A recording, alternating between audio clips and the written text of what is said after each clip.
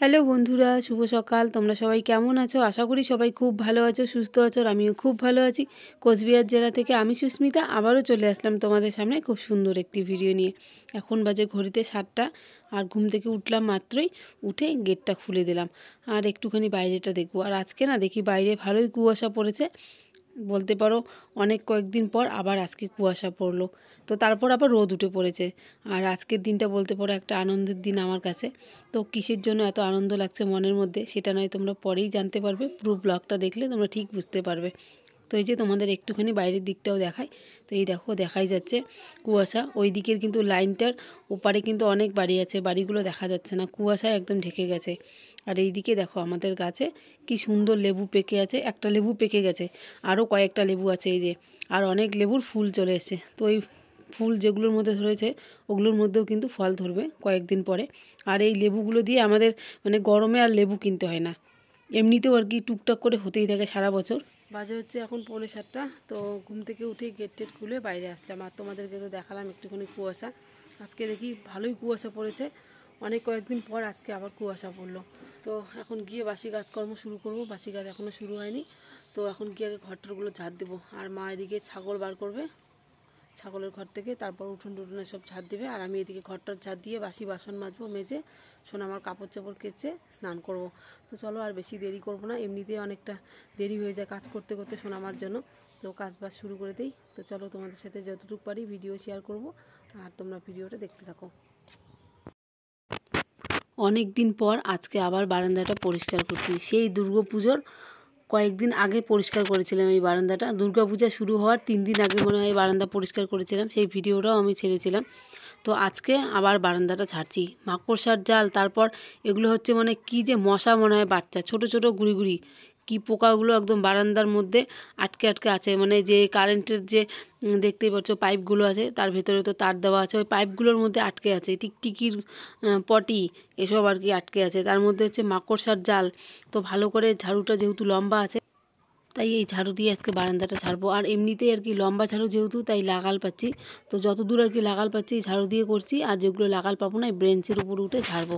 আর এই ঝাড়ুগুলো তো কয়েকদিন আগেই আমার ননদ, তারপর আমার বর আর কি তুলেছিল। আমার বর নারকেল গাছের ডাল কেটে দিয়েছে, আর আমার ননদরা কিন্তু এই কাঠিগুলো তুলেছে, আমার বড় তুলেছে, আমার শাশুড়ি সবাই মিলে আর কি তুলেছিল। আর এখন নতুন নতুন না ঝাড়ুগুলো লম্বা আছে, তারপর ঝাড় দিতে দিতে ছোট ছোট হয়ে যায়। তো এদিকে রান্নাঘরের মধ্যে অনেক মাকড়সার জাল হয়েছে, ওগুলো আর কি ফেলাচ্ছি। আর কয়েকদিন পর পর মাকড়সার জাল বেশি মানে হয় আর কি। এই ঘরের মধ্যেও কত মাকড়সার জাল, চোখে পড়লেই ফেলি। তো সব সময় তো আর হয় না, মানে যখন আর কি বেশি হয়ে যায় দেখতেও খারাপ লাগে। যে দেখুন বারান্দাটা এখন দেখতে খুব খারাপ লাগছে, কেমন দেখা যাচ্ছে। কয়েকদিন ধরেই ভাবছি পরিষ্কার করব করব, ঠান্ডার জন্য পরিষ্কার করতে পারি না, এদিকে সোনামার জন্য পারি না। তো আজকে ভাবছি যে না, আজকে পরিষ্কার করবই। তো এর জন্য আজকে যে পরিষ্কার করছি। তো ওইদিকে যে আমার শাশুড়ি চা করলো, চা করে যে মা এখন চা খাচ্ছে, আর আমাকে বলছে চা খাবো নাকি। তো আমি বললাম আমারটা ঢেকে রাখতে, আমি ঘরটার ঝাড় দেবো, তারপরে আর কি চা খাবো, এখনই খাবো না। তো তারপর সমস্ত কাজবাজ কিন্তু আমার শেষ হয়ে গেছে, কমপ্লিট করে এদিকে রান্নাও বসিয়ে দিয়েছি উনুনের মধ্যে। গ্যাস নেই, গ্যাস শেষ হয়ে গেছে, সকালের দিকে গ্যাসটা শেষ হয়েছে। তো উনুনের মধ্যে রান্না করতে হবে। আর উনুনে যেহেতু সকালের দিকে গরম জল করেছিল আমার শাশুড়ি, তো এই উনুনটা জ্বালাই আছে, ওখানে শুধু লাকড়ি দিয়েছিলাম, দেওয়ার পর আর কি ডাল বসিয়ে দিয়েছি, ডাল সেদ্ধ হচ্ছে। আর তার সাথে বাঁধাকপির ঘন্ট, আর দেখি কিছু তো একটা ভাজা করতে হবে। আর মেয়ের জন্য আলু সেদ্ধ দেবো ভাতের মধ্যে, ভাতটা শেষে করব, কারণ ও বাঁধাকপির ঘন্ট খাবে না। ওকে যদি ডাল আর আলু সেদ্ধ দেই, ওগুলো দিয়ে ওনা ভালো করে খাবে। আর এগুলো হচ্ছে কুলটির ডাল বলি আমরা এগুলোকে। তো এই ডালগুলো অনেক দিনে নিয়ে এসেছে আমার বর আর কি খাওয়ার জন্য। তো এই ডালগুলো ঘরের মধ্যে ছিল, না হলে থাকতে থাকতে নষ্ট হয়ে যাবে। তাই আজকে মনে পড়লো যেহেতু, তাই শুকোতে দিলাম রোদের মধ্যে। মা বলছে এগুলো ডাল গুঁড়ো করবে। আর এই ডালগুলো খেতে এতটা স্বাদ লাগে না, খেতে দারুণ লাগে। আর যদি মাছ দিয়ে খাওয়া যায় আর ডিম দিয়ে খাওয়া যায় তাহলে তো আরও স্বাদ লাগে। তো এদিকে তোমাদের সাথে কথা বলতে বলতে আমার কিন্তু ডাল রান্না করা হয়ে গেছে, ডাল ফোড়ন দিয়েছি, কারণ সব ভিডিও শেয়ার করিনি তোমাদের সাথে। এর মাঝখানে আমার সোনামা উঠে পড়েছে, ওকে খাওয়ালাম, তারপর ওকে আমার শাশুড়ি কোলে দিলাম।